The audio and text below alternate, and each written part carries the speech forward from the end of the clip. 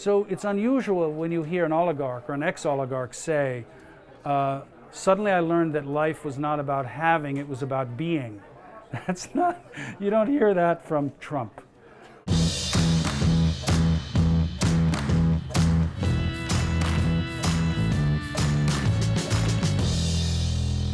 First thing I'd like to know, it's about the approach towards Khodorkovsky.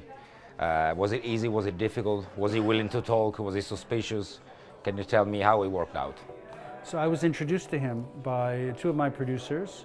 We sat down, we had a long conversation, and I think, and he did some research in terms of the films I had done in the past.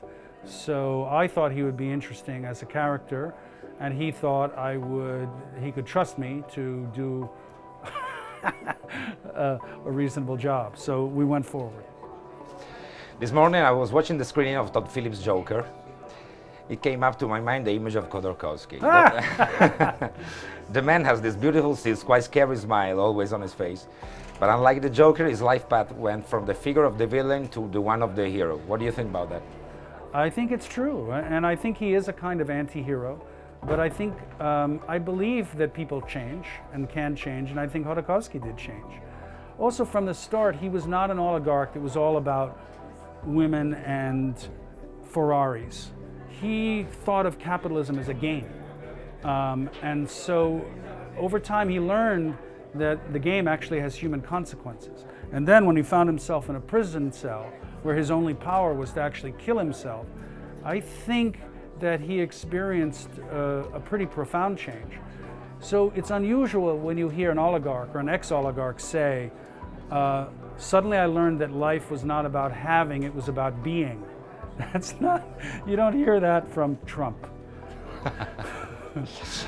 And what kind of man is he now? I mean, can he be trusted? Sure, I think he can be trusted. I mean, I think that he always holds his cards close to his vest, but I think his activities now are very much focused on trying to expose corruption, to help investigative journalism, and to some extent identify the criminal players in Russia and what they're doing. Since it's so difficult to operate there, I think that's, at the moment, a force for good. You think one day it will come back to Russia?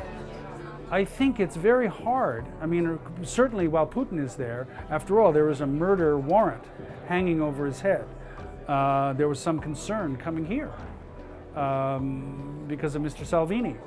So I think while Putin is there, it's impossible. And after all, Putin has the power now. Will he play a role in the future? There's an interesting line in the film. He uses the phrase skoro, which means soon in Russian. And he says, for me, having been in prison, soon doesn't mean 5 minutes. It means 5, 10, 15, 20 years. So let's see what happens in the next 10 years. I think the film will be an historiographical document in some ways about the end of the USSR and the birth of the new political and economical system in Russia. Now Putin is stronger than ever. So how is the feeling of Khodorkovsky? How does he feel about Russia, about his country?